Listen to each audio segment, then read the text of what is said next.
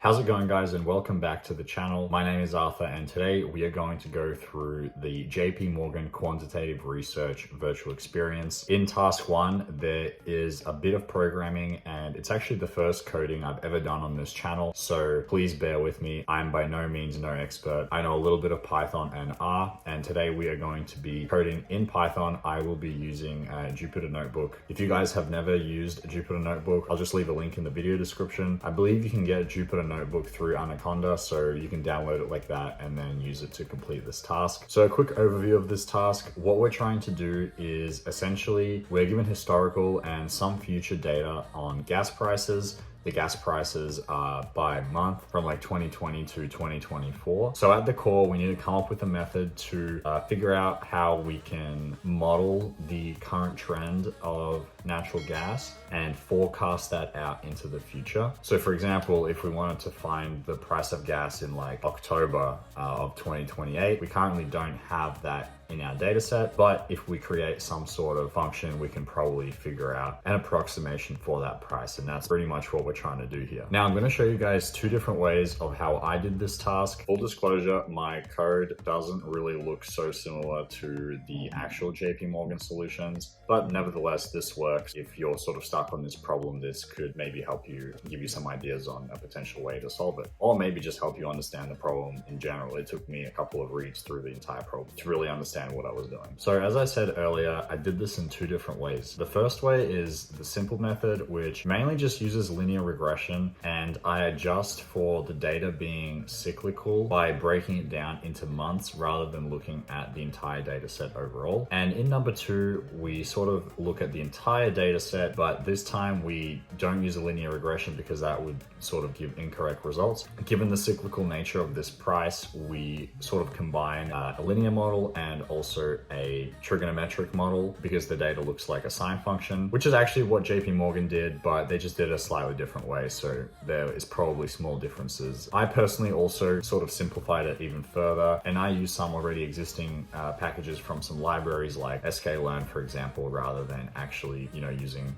real math to create the function. So I've already written my code here, so all I'm going to do is sort of walk through with you guys, rerun a couple cells and explain what's going on, and so let's get right into it. So my Jupyter Notebook looks like this.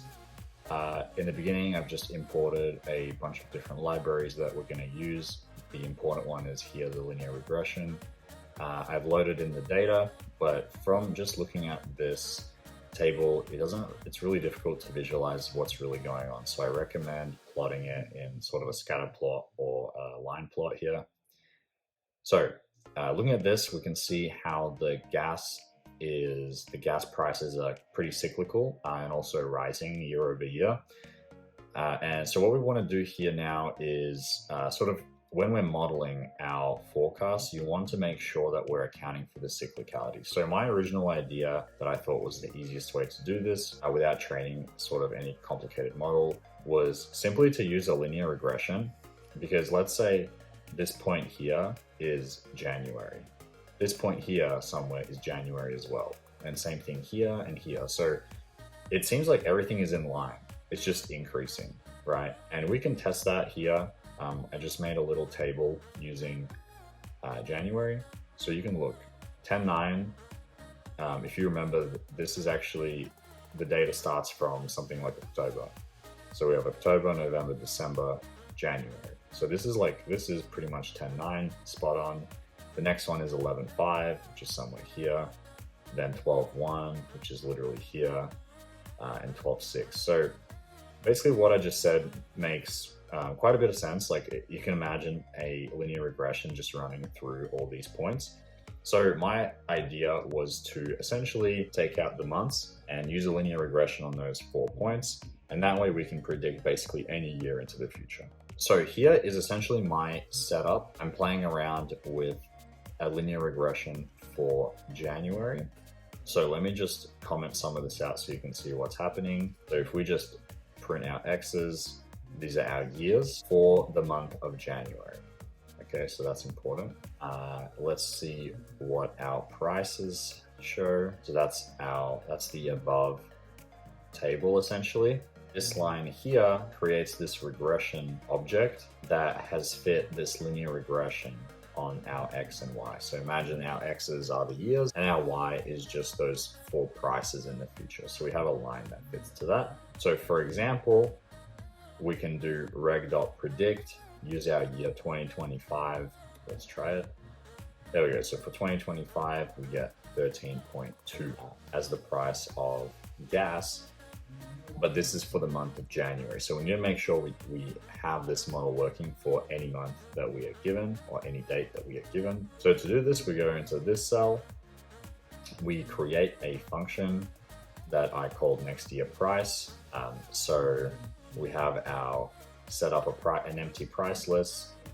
Then we have for I in 12 different months. We have our X as before, but this time we have a 1 plus I because we're going to loop over this. So we want to go through every single month this time, not just January. Our Y data, once again, also we need to make sure that it matches whatever month we're going through. And then we are grabbing those prices here. We fit our regression just like above in our sort of testing cell.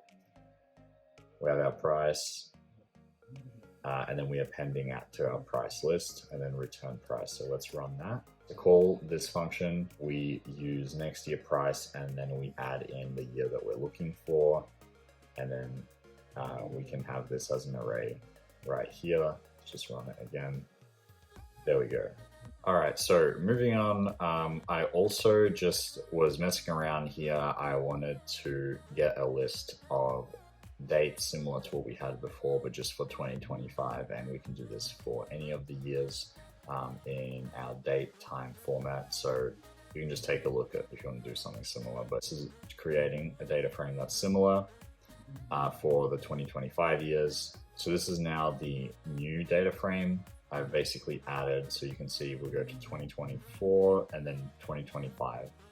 This section here is actually the most important one. Once we have created this full data frame based on our model, I just made this really quick function where we select month and year and it spits out a price.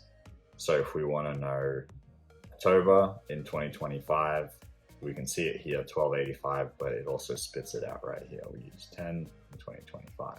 Just to visualize what we have done, I think this is a pretty powerful picture. So the orange looking line is our original data, and the blue is now our predicted for 2025. So it looks kind of similar, but it's actually not. It's a little bit different. You can see the angles here are slightly different. But it follows the overall trend. So it's good that it looks similar because it's supposed to look similar. And you can do this all the way out past 2025. So to some, this may look like a bit of an oversimplification, but I'm of the opinion that simple is good, especially when it comes to forecasting the future. There's just so many moving parts. I think if you're just going for an approximation, I think this is a very good start. All right, so now let's go through the slightly more complicated method. Like I said, this is a little more similar to what JP Morgan actually did, but let's see if we get a completely different answer to what we did in the simple method. Okay, so with the more complicated method, what we essentially do is create a couple functions within functions. So bear with me and it will all make sense in the very end. I tried to add some descriptions here, so if you want to pause the video and go back and have a read through this, hopefully this is sort of helpful for you to self-study this too. But basically we want to create a linear and sine model, like a combination of the two. And it's pretty simple. Basically our classic typical linear model is ax plus b, and our sine will be d times sine, and then in parentheses we have 2 times pi times another parenthesis and plus c at the very end. So we have fully stacked sine function because we want it to be flexible and reach all of our points. Then we have our fitting function here, quickly normalize the dates. Then we use curve fit from our SciPy library. It's our package. Curve fit that we've imported is going to help us achieve our coefficients. Here we unpack them. And the final step is then to predict our gas price. So we're going to return our linear model. and then return predict gas price. And here we give them some real values. So our dates, again, to keep this really simple, I just sort of forgot about the date times format, and I just said, okay, let's just say our date is like from 0 to 48. So sort of like imagine our index. So 0 is our very first date, 48 is our very last date that exists. Then we have the corresponding prices, that's all the same as before. Then we predict our gas price is our fit gas price function here. So that comes from our creation right here, but we call our second function within it. So this part is quite confusing. Have a read about, fitting a function within another function online. That's sort of how I found this too. And now, in order to compare our results, our equivalent date that we would be looking at for, I believe, was October 2025, would be 57. So we're going to use this to plug it in, and then we're going to print our predicted price. And then I also just visualized here what's actually happening. So let us scroll down, and this is the graph we get. As you can see, it's relatively similar to what we had up here. It's a lot more smooth, right? So this one's very jagged. But you can see it, like this line misses these higher points up here. It sort of averages them out, and our predicted price is about $12 compared to our predicted price with our previous simple model of $12.85. Like in the grand scheme of things, it's pretty close. If I had these two models, like another simple thing you can do is take a weighted average or simply the average of these two. Like maybe if you believe a bit more in this model, you want to be perhaps a little bit more conservative. Maybe you weigh this model like 80% and the other one 20%. So you would have something like, I don't know, 12.2 instead of 12.04. One thing I will say though is I was a bit lazy here. And if we were to put in a specific date, let's say 0, so that's our very first price, the model spits out a predicted price still. If you want to submit something similar to this, make sure you don't oversimplify it like me here. So we have the data available for the very first month. Make sure that it spits out the exact price. So that's it for task 1. Thank you everybody so much for watching. As I said, I am no expert in this. Please let me know if you guys have any suggestions or how I can simplify my code or just a completely different approach to this problem. I'm always curious to learn what you guys think. If you enjoyed this video, please leave a like and subscribe. I really appreciate it, and I'll see you in the next one.